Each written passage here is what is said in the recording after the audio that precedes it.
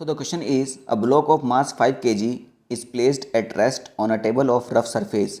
Now, if a force of 30 Newton is applied in the direction parallel to the surface of table, the block slides through a distance of 50 meter in an interval of time 10 second.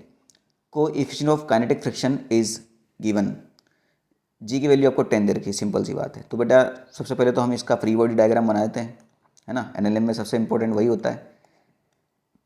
तो ये एक block है, ये 5 kg का block है। तो इस पर एक तो इसका फॉर्मूला फोर्स लेगा mg नीचे की तरफ और नॉर्मल फोर्स लेगा ऊपर की तरफ। फोर्स हम लगा रहे हैं इधर की तरफ, वो है 30 न्यूटन का। और ये क्या कर चुका है बेटा, 10 सेकंड के अंदर 50 मीटर ट्रैवल कर चुका है। तो ऑब्वियसली बात है भैया, इस पर फोर्स लगा है। शुरुआत में ये रेस्ट में था, जब फोर्स लगा है तो ये एक्सेलरेट आएगा, एक्सेलरेट होगा। तो ये मान के चलते हैं इधर की तरफ ही एक्सेलरेट हो रहा है और फ्रिक्शन फोर्स किधर लगेगा बेटा, आपका ऑपोजिट डायरेक्शन में। ठीक है, तो आपको क्या निकालना है, इसका F इज इक्वल टू क्या होगा, म्यू इंटू एन होगा ना। ये म्यू निकालना है आपको, सिंपल सी बात है। तो सबसे पहले हमें ये एक्सेलेरेशन पता होना चाहिए। अब सबसे बड़ी गलती क्या करते हैं बच्चे कि भैया फोर्स दे रखा है 30 न्यूटन, मास है 5 kg, तो 30 डिवाइड बाई 5 ये हो जाएगा 6 मीटर पर सेकेंड स्क्वायर, जो कि गलत आंसर लेके आएगा आपका।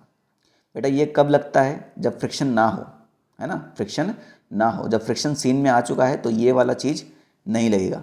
तो क्या लगेगा भैया, देखो आपको डिस्टेंस दे रखा है, टाइम दे रखा है, इनिशियल वेलोसिटी 0 दे रखी है और जी की वैल्यू भी दे रखा है। तो सिंपली बात है भाई, आप एक्सेलेरेशन निकाल सकते हो ना। कौन सी इक्वेशन से, सेकंड इक्वेशन से, क्योंकि सेकंड इक्वेशन में ही आपका initial velocity, distance, time, acceleration आता है।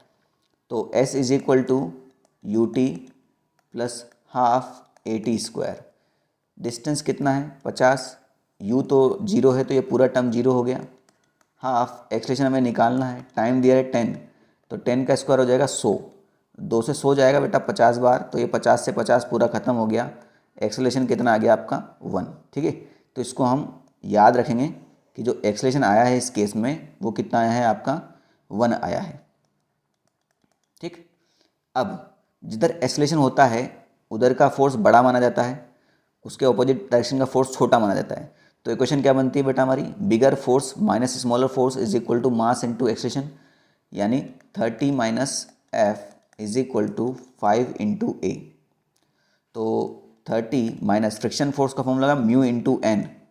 एन कितना है बेटा आपका, ये नॉर्मल फोर्स जो है 50 को ही इक्वेट कर रहा है, यानी यहाँ नॉर्मल फोर्स की वैल्यू हो जाएगी 50। एक्सेलेरेशन आपका 1 है तो ये हो जाएगा सिर्फ 5।